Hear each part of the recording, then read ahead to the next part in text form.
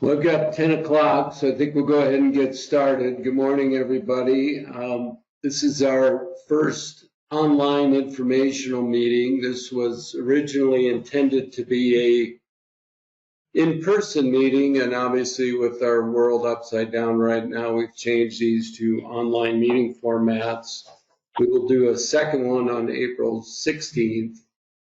We're going to spend some time this morning going through our wastewater treatment plant upgrade project that we've been working on for months now. We're also going to talk about the resort tax 1% vote that will be coming up in May, and we'll have information on that. We're going to break up the presentation into three parts. Project description, I'll go through a little background information at the front end of this, the resort tax impact, interlocal agreement, which the district and resort tax signed up for at the end of calendar year 2019, and then we'll have a Q&A session at the end.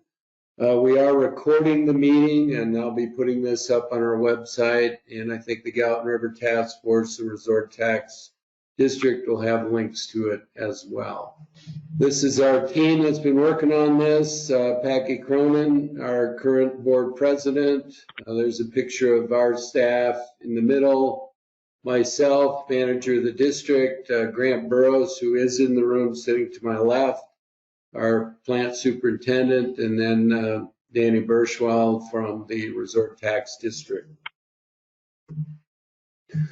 If you have questions you'd like to send us during the meeting, please send us an email at office@wsd363.com, and I will check that email later on in the meeting and we'll address those. We'll also, you'll be able to ask questions on the GoToMeeting just with your audio, and we'll address those as well. I think we'll hold off on questions till the end after the last slide.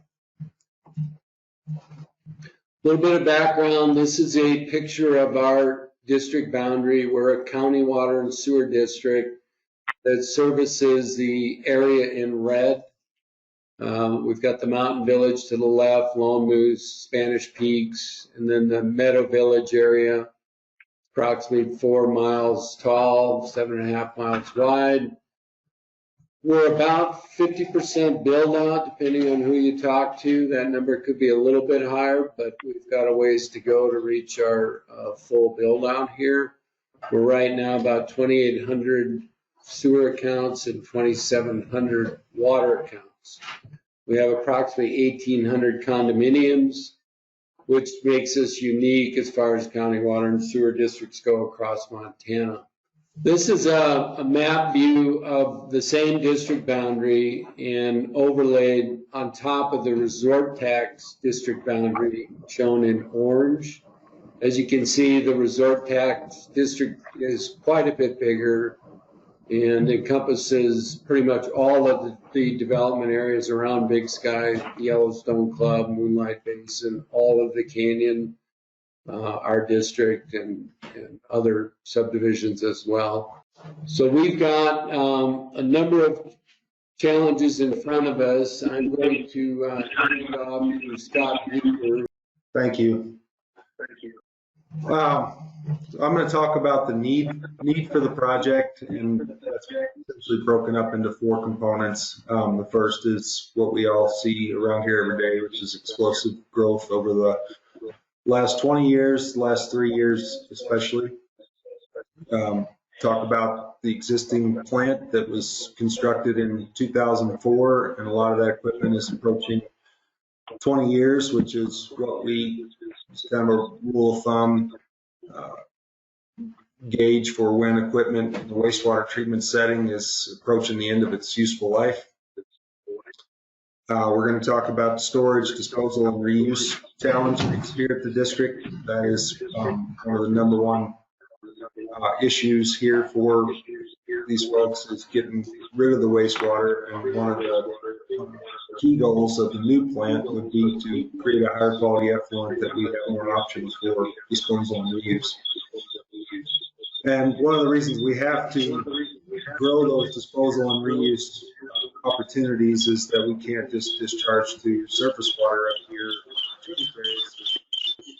They are all impaired and have TMDLs, very strict TMDLs. The main stem of the Gallatin River does not, but there's been significant resistance to an outfall on the main stem, so we're doing the best we can to develop other methods of disposing and reusing wastewater. This is aerial of the existing treatment plant, as I said, built in 2004 for about $11.5 million, which would equate to about $21 million in 2020 Big Sky dollars. And to get there, I used the ENR construction cost index. And also what we see up here is about a 15% or 20% increase on the cost of construction in Big Sky. The existing plant uses a technology we call sequencing batch reactors. That plant is on paper rated for 0.65 million gallons per day or 650,000 gallons per day on an average annual basis. So that's how we rate treatment plants and talk about how many connections we can take before we have to expand a facility. We are currently still below the 650,000 gallon per day average annual flow, but rapidly approaching it. This is an aerial showing the treatment plant on the lower right-hand side of your screen, and then in the middle to upper left are the storage reservoirs. There's about 90 million gallons of storage there.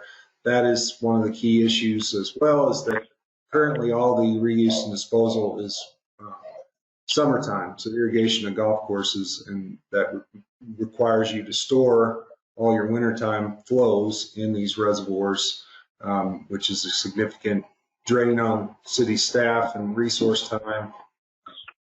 But that gives you an overlay, and the middle fork of the west fork of the Gallatin runs right through that picture there, and that is impaired for nitrogen and phosphorus, just as an example. So we wouldn't be able to discharge to that tributary.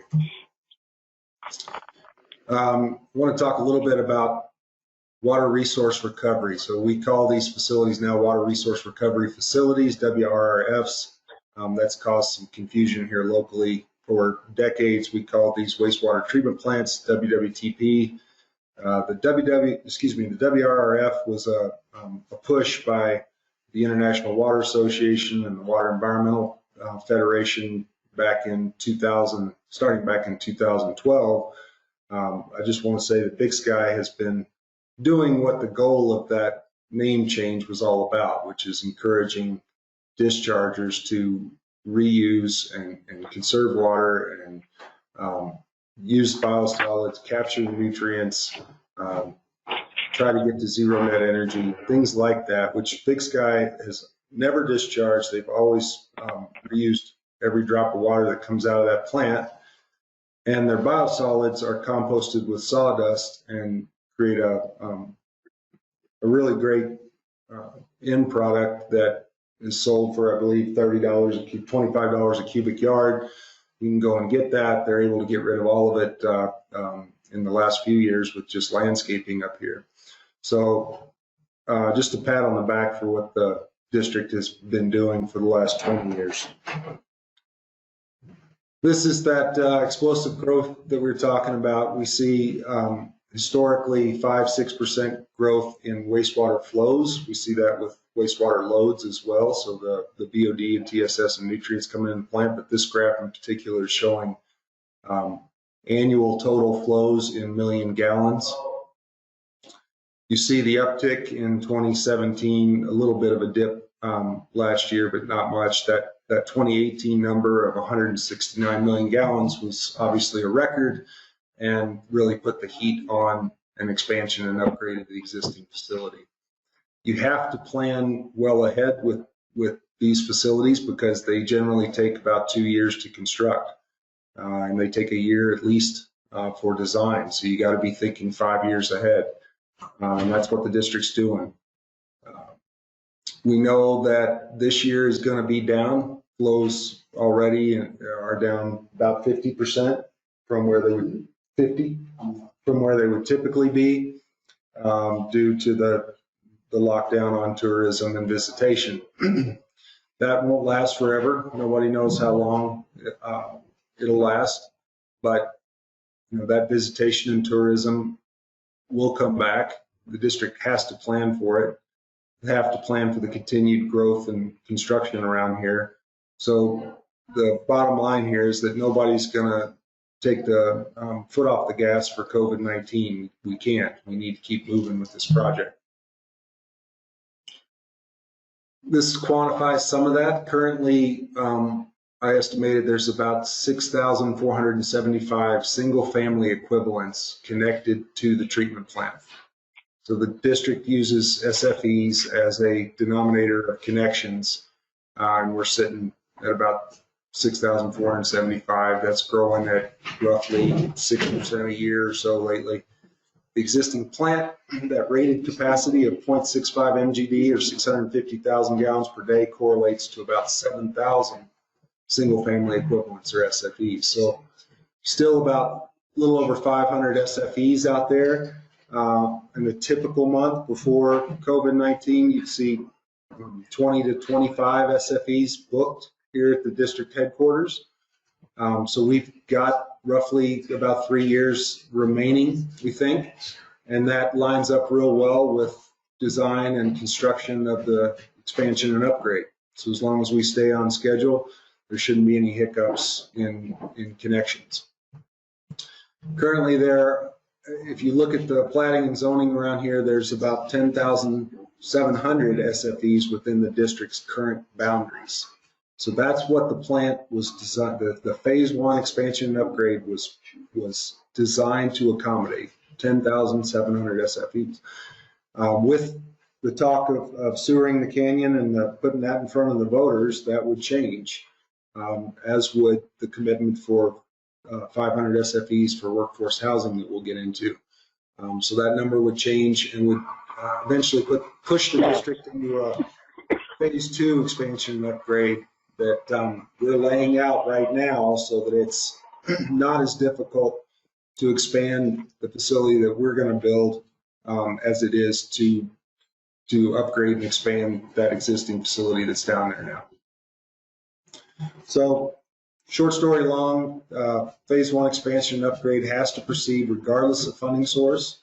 And in fact, the district has already contracted with the membrane equipment supplier, and that equipment will get shipped here next winter come heck or high water, and it'll be stored for the contractor to install in summer of 2021 or a little bit after that. So this thing is moving, and nobody's going to put the brakes on. What I wanted to touch on here was the district's mission statement, which just is a good reminder to us all. We get questions about the district's ability to throttle growth or control growth, and that's not how it is set up. The district is strictly reacting to growth that has already been permitted or platted or zoned by the county, either Gallatin or Madison County up here in Big Sky. So the district has no control over growth. If anybody is wanting to push back on the amount of growth up here, you would need to do it through Gallatin or Madison County, not through Big Sky County Water and Sewer District.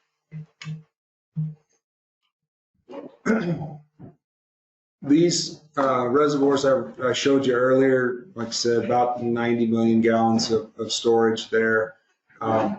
If we don't develop new ways to dispose and reuse water that are not strictly held to the summer months, we would have to build more of these. The land is not up here, it's not affordable, there's not good sites, and these reservoirs are a long-term liability. You have to drain them, you have to inspect them and do as-needed repairs regularly, and we don't want to be doing any more of that. We want to develop reuse methods that are not beholden to just summertime seasons, so that we can dispose of water in the winter and not store it. Currently, the district has 3 golf courses that its water is reused on. The Meadow Village Golf Course, depending on dry year versus wet year and when the district can start irrigating, they might see 70 to 100 million gallons disposed of on the Meadow Village Golf Course. Another 20 to 45 on the Yellowstone Club's course, and they have expanded that a bit in recent years to take some of the pressure off the district's reuse capacity. And then Spanish Peaks is another 20 to 30 million gallons. The community park is reusing treated effluent for irrigation. And then there's a handful of reuse accounts, or what we in slang term refer to as purple pipe. All reused pipe is supposed to be painted purple, and so we sometimes shorthand it as purple pipe, and the district is doing more of that as the opportunity arises with development in places like Town Center. So there's a little bit of that, but it's not going to move the needle long term and take off the need for larger reuse and disposal capacity. This is, I'll show you first the alignment. This is the pipeline that carries treated effluent up to Spanish Peaks and the Yellowstone Club. It's about a little over 7 miles in length, climbs over 2,000 feet, pressures of 5 and 550 PSI down here at the bottom. This is also a long-term, single point of failure liability. We need other methods of reuse and disposal that don't rely on this pipeline, because at some point it will fail. You have to plan for that. And what you do when it fails is you're going to have to discharge or reuse water elsewhere until it's fixed. Those photos in the lower left just show that we're in a terrain that moves. There are slides around here regularly. The pictures on the right are showing a pinhole leak that did develop in that pipeline. It is a specialty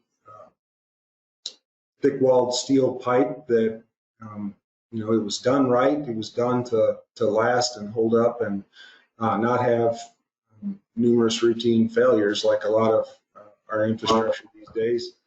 But if you don't plan for failure, then you're planning to fail. So we need large-scale reuse and disposal down here that does not rely on this pipeline.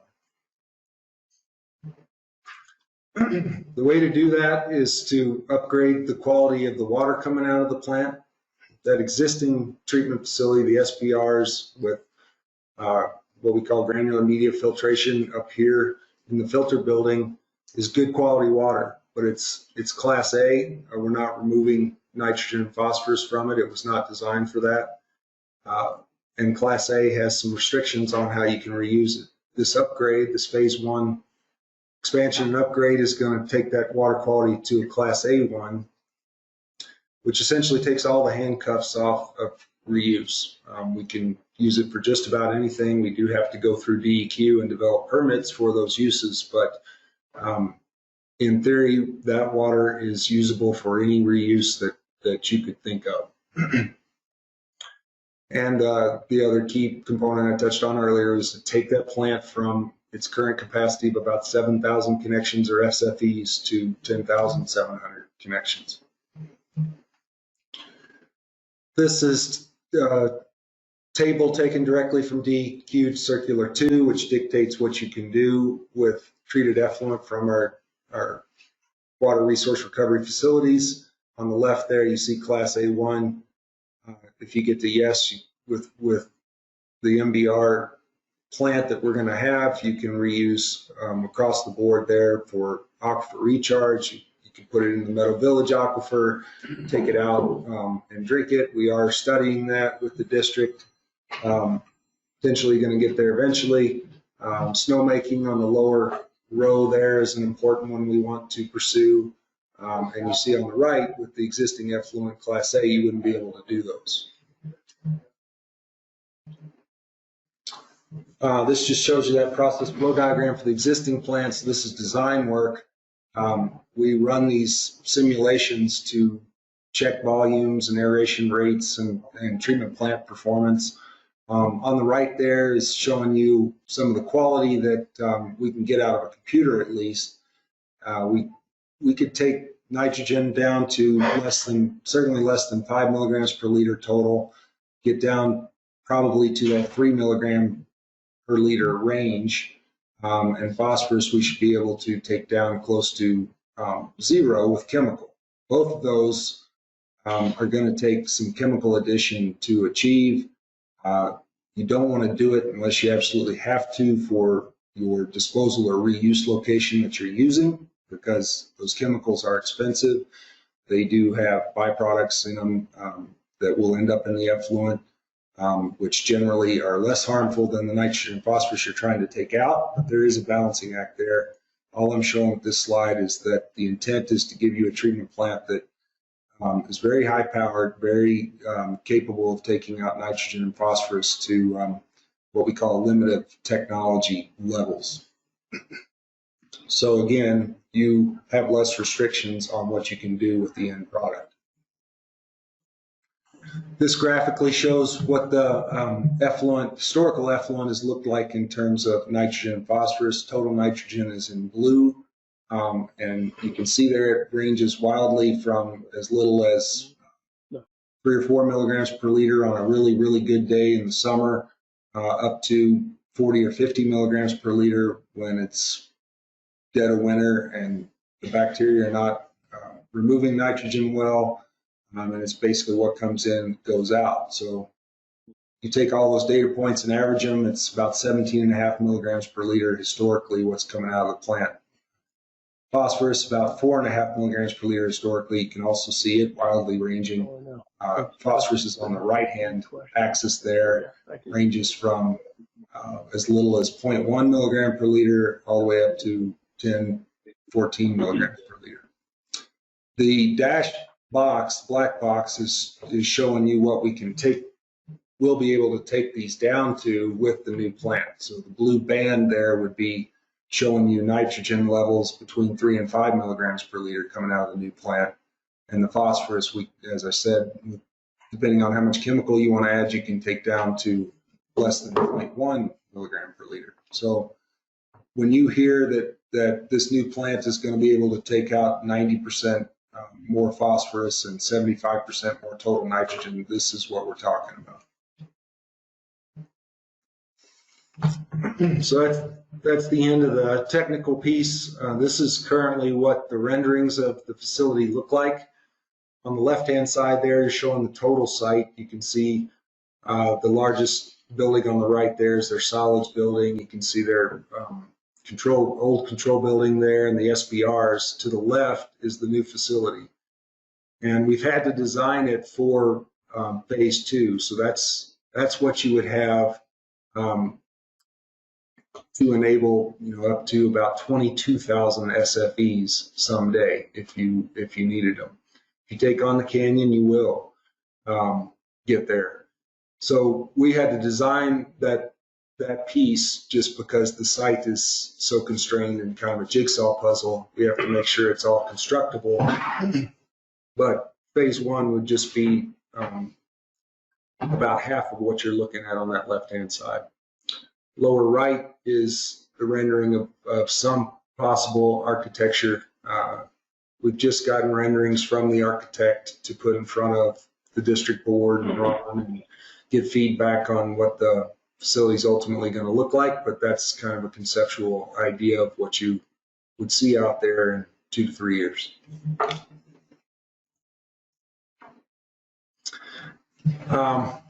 Since I'm taking time from everybody's day, I thought it might be nice to touch on something that's relevant to us all right now. These MBR facilities are very common now and utilized throughout the country when we want to try to reuse the effluent for possible potable water use, either direct potable water use where we're putting it in our distribution system, or indirect where we might be putting it in an aquifer like the Meadow Village aquifer and then pulling it out and drinking it. So there's a lot of research looking at how these plants do in terms of virus removal. The pores of these membranes are much larger than a virus particle. So if you had a clean membrane there on the left, viruses would slip right through. But you don't have a clean membrane in wastewater treatment plants. You very quickly build up what we call a cake on the outside of the membrane. that cake has proven extremely effective at removing viruses, up to typically between 4 and 7 logs. So we speak in terms of log removal with virus. Just keep in mind that 4 log means 4 nines, so 99.99% removal.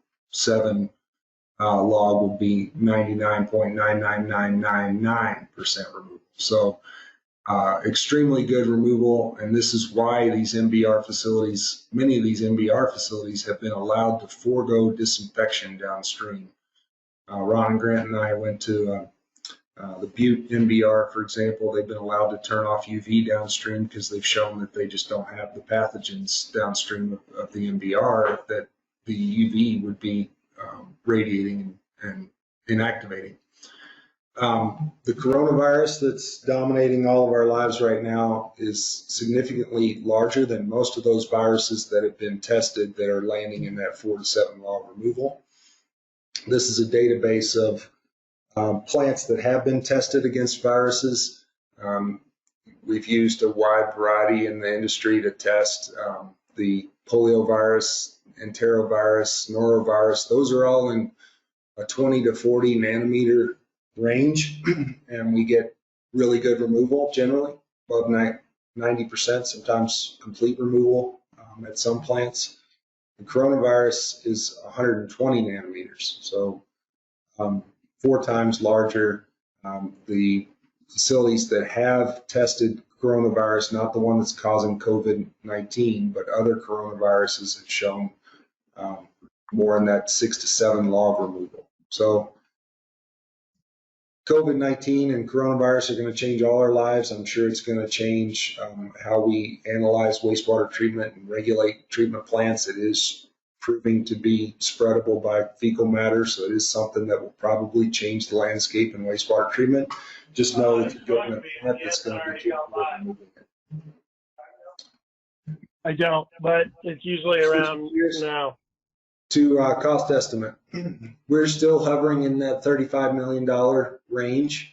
The bidding environment is always a challenge to predict in Big Sky, and what's happened recently is definitely gonna, I think, change the bidding environment on large-scale public infrastructure projects in the whole country.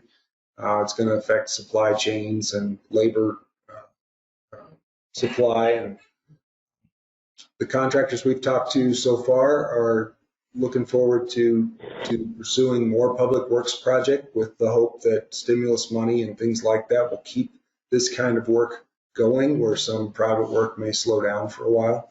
So they're not planning on any earth-shattering moves in the short term.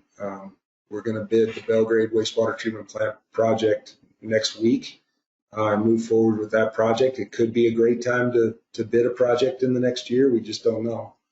But we're still hovering around the same cost estimate we've been since winter.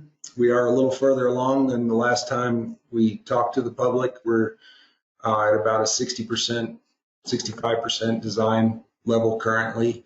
And as I've discussed previously, we use the AACE cost estimation standards to classify our cost estimates based on how far along in design we are, and we tighten our belts as we go, and we expect a little bit more out of ourselves as design develops on our accuracy bands. So that 35 million would come with about a -10 or a plus 15 to 20% band on the expected accuracy. What I want to talk about here is why is the cost $35 million for a community that is approximately the size of a Belgrade, or somewhere between a Belgrade and a Livingston in terms of size of the community. And the reason is tourism and visitation. So this graph shows you wastewater flows coming into the plant over the last 5 years. The different colors are just different years. Typically in early December, this is for December flows only, you start the month around 300,000 gallons a day. Right around Christmas, you see a rapid ramp up over doubling that flow above 600,000 gallons per day. And as we discussed earlier, the current rating of the plant is about 650,000 gallons per day. So and that's an average annual basis, but we are hitting that routinely during the high visitation periods. That existing plant is capable of handling that, but won't be if growth continues on such a path. But this is just to show you that the impact of tourism and ski season on that plant. So we use the year-round base flow, that gallons per day, to rate the plants, but these peaks are what drive design. And when we say it drives design, we mean it drives costs. So we have to design that plant to take those peak loads and still perform and still meet permit and still generate a water quality that's suitable for all these reuse goals we have, but we have to do it at over double flows and loads to account for tourism and visitation up here. Schedule, we're still on the same schedule we have been for a year essentially, which is targeting a bid in fall of 2020. We have the blue boxes there showing where we are right now in design. We finished up the 50% design in January. We were a little late with that. We're now in the middle of final design. Final design would call from 50 to 100. Our goal is to get a submittal to DEQ for their mandatory 2-month, 60-day review in an August kind of time frame. Give them time to review it as we're wrapping it up and get it out to bid by October 1st. Give the contractors about 6 weeks to get their bid prices together, open bids late October, early November. It takes 6 weeks to 2 months to work through contracts once you've selected a contractor. So we might see notice to proceed around Christmas or New Year's of this year. And then it's going to take generally about 2 years to build this. One good construction season, one good summer season can get them pretty far along. We'd be looking at starting up the plant with liquids in May of 2022. Once we get through startup and commissioning, that's when you change the rating of the plant, and you would say, look, now DEQ, we can take 10,700 SFEs into this plant and allow more connections. I'm going to turn it over to Danny Bierschwale with the resort tax. He's the general manager on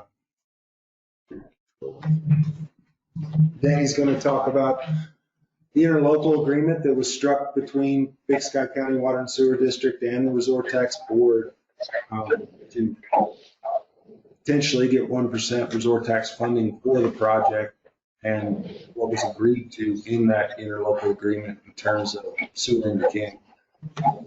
Just wanted to talk through the sequence of how the 1% was come to fruition, and how the 1% project for this water and sewer district plant would begin to proceed. So the 1% Senate Bill SB 241 went into place early in 2020. Fall of 2020, both Virginia City and West Yellowstone voted in 1% projects specifically towards infrastructure in their communities. In November of 2019, I'm sorry, on all those dates, our boards formed a subcommittee to begin to explore the potential of a 1% for infrastructure vote here in Big Sky within our district. And the joint subcommittee determined that on the rationale that 60% roughly of the resort tax collections within the Big Sky Resort Area District and 60% of the voters within the Resort Area District fall within the Water and Sewer District, that was a rationale for a starting point for how much potentially might be able to go to the voters for a vote. Additionally, the discussions continued related to a canyon district that was potentially to be formed, and the subcommittee determined that the 1% vote could potentially, as a secondary project, fund up to $12 million for a canyon lift station and force main. Throughout the past few years, the Housing Trust has also been seeking commitment from the Water and Sewer District related to SFEs, or single family equivalent, for wastewater treatment, so that they can begin to accelerate their workforce housing initiative within the community. Because of the limitations that have existed on the existing treatment plant, that has not been a possibility. So after the organizations and the subcommittee had determined that the 60% of the project, or $27 million, and the Canyon project would come together, the interlocal agreement was formed, which is essentially the legally binding agreement between each organization that outlines roles and responsibilities. And in addition to the dollar amounts that were allocated, the Water and Sewer District also committed to 500 SFEs for workforce housing. If the Canyon District is not formed, well, a couple of things. If the if the vote does not pass, then on May 5th, then the interlocal agreement is null and void. Additionally, if a Canyon District is not formed by December 31st of 2020, there will not be a Canyon lift station force main project that will be added on as well. We can go to the next slide, Ron. A lot of numbers on the screen here. Essentially, what I wanted to highlight here was the fact that we wish we had a crystal ball related to what resort tax collections would be. Unfortunately, we don't. We do know historically over the past 3 years, our collections have hovered in roughly the 16% dollar amount, or 16% increase on an annual basis. We also know that we've had a pretty strong trajectory over the last 10 years. We recognize that may not continue. And when our board put out a call for applications for the 1% for infrastructure program, we received several applications, including the 2 from the Water and Sewer District. We ran scenarios ranging from a 3% increase on an annual basis all the way up to a 10% increase on an annual basis, and conservatively understood and recommended, and the board ultimately voted on bringing this thing to a vote with these 2 projects for the $27 million and the $12 million. You can go on ahead there, Ron. Keep going. Okay, so a couple of things related to voting for the 1%. Ballots will mail on April 17th. This is going to be a mail-in ballot, and they need to arrive at the elections office no later than May 5th. That means that either you need to physically drop off your ballot at the elections office in Gallatin County by May 5th, or mail it by, we're saying, April 28th at the latest. That's a full week. Ought to give enough time for those things to actually arrive. Related to the question that's on the ballot, essentially the 2 projects are listed there. The 60% not to exceed $27 million, and the 100% not to exceed $12 million. The duration of the tax, so the 3% resort tax terminates in 2032. We do have the ability to go out for an additional renewal at some point in the next probably 3 years. We'll be able to go out and renew that even longer, but our existing commitments cannot go beyond 2032. And because of that, we wanted to make sure that we had enough ability to cover through the duration of this resort tax, the debt service that would be on both of these projects, which we are confident we do have the ability to do. The question about whether and what the impacts are going to be related to COVID-19 on resort tax collections is still unknown. We're working with all of our partners and through bigskyrelief.org to understand what immediate needs exist within the community and provide commitments to the community. We can go to the next slide, Ron. Provide immediate needs to the community, but also plan for the future as well. So we do have a variety of funding mechanisms to be able to support the community found on that website, but We're working really closely with the Chamber of Commerce to understand what the potential impacts are going to be on future tourism. And our predictions for resort tax collections through the remainder of the year in terms of lost revenue are somewhere between $1.5 and $2 million. I'm confident we'll be able to still cover this debt service on the wastewater treatment plant for this year, and we are confident that tourism will get back at some point after this virus is come into its full fruition. We are working closely with the Chamber and Visit Big Sky to actually monitor and create opportunities for, you know, an economic recovery plan and promote tourism as well. So once we hear the message that we have the opportunity to be able to start marketing, the community will be doing so. So same exact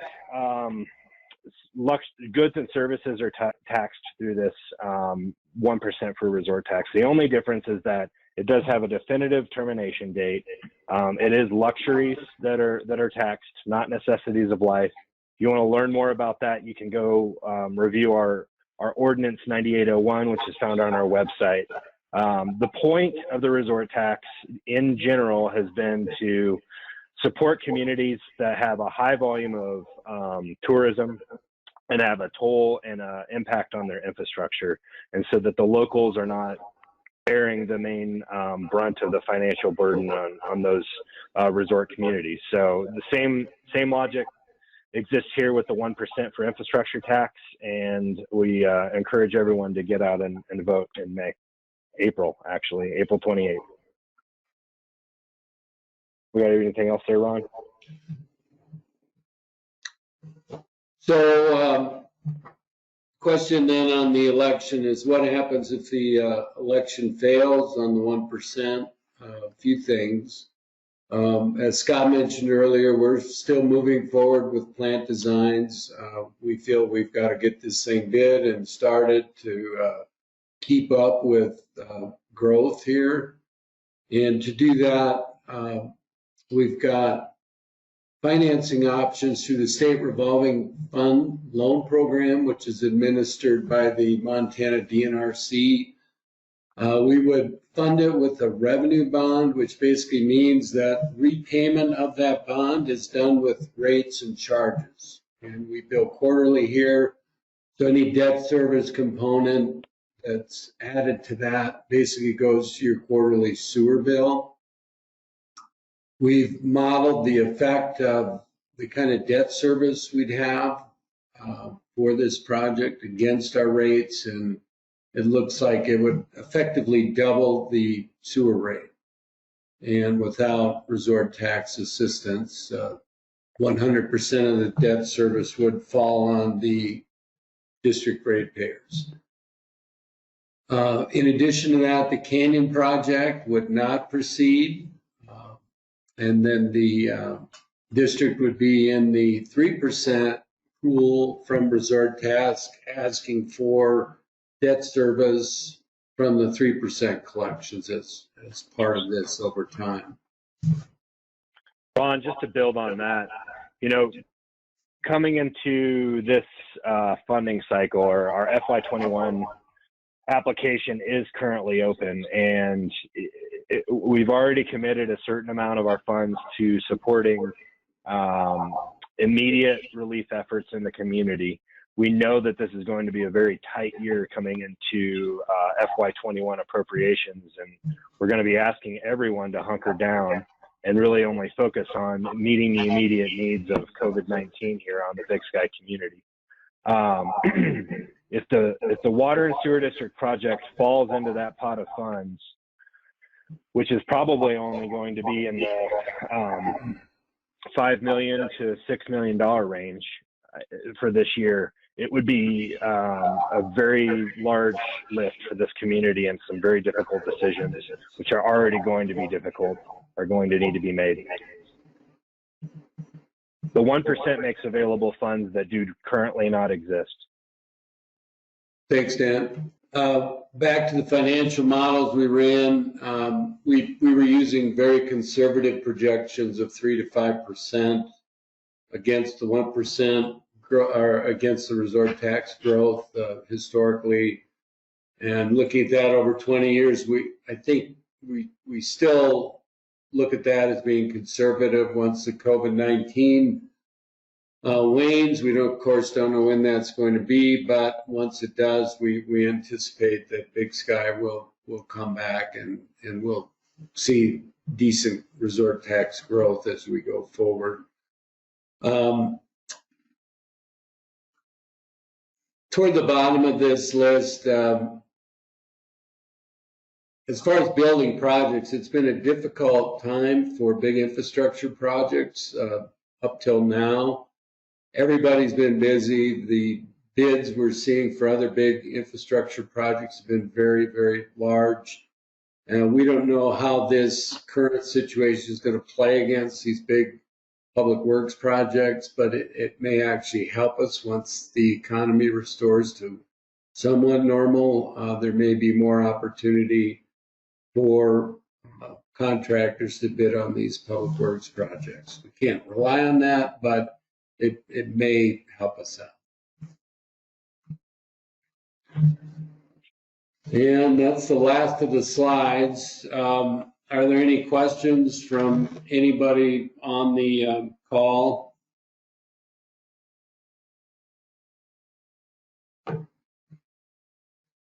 Just checking the email. I don't have any by email. And again, I'll be recording this, or we have recorded this. This will be available. If people have questions, they will be able to email us. And we've got a web page. I'm going to pull it up here. So we've been maintaining a web page that has information about the project. There's another meeting later today at 5:30 on the Canyon project, which will be dedicated towards that. It'll be a go-to-meeting, the same link if you want to participate in that or listen in on it. We will also record that. A lot of the video information, and we've got an FAQ page that we add to, so as we get questions from the general public, we answer those as best we can, and then we publish those to our website. And then there are a couple mailings that are going to be going out. We pull those up. So this is one, I believe this is final. Danny, correct me if I'm wrong, but this is a mailing that Resort Tax will be sending out to its electorate, which is that group in the large boundary area I showed you earlier. It'll be a 2-page mailing. This is one that we're going to send out in our billing. So we're sitting on doing our first quarter billing, and we're going to put this trifold insert into the bills, which has information about the resort tax 1% election. And then I believe the one that resort tax is going to mail out looks a little different. That's yours. Is that final, Danny? I believe that it is, yes. Okay, I If see you one say that it change. is. Yeah, I see one change we'll make. WRRF, it should be WRRF, but that's a minor thing. But I know Jenny Muskett's been working on putting together a comprehensive list of the registered voters in the resort tax district, and I believe that's completed now. So this mailing will go out to them soon. And then our bills are going to go out April 6th, and with the bill will be our mailing as well. And we've got a second meeting scheduled for April 16th. There is room to do a third one if we feel it's necessary between April 16th and the May 5 election deadline. And that'll be a TBD if we do a third one. So that's all I've got. Any questions from anybody on the go-to meeting? Well, I'll check email one more time. I don't have any emails. So I think we'll end the meeting. Thank you all for jumping on and participating. And once again, if you have questions you think of after we're done here, email me or just give us a call. We are still staffing our office. Our guys are here responding to issues as they come up. And thank you.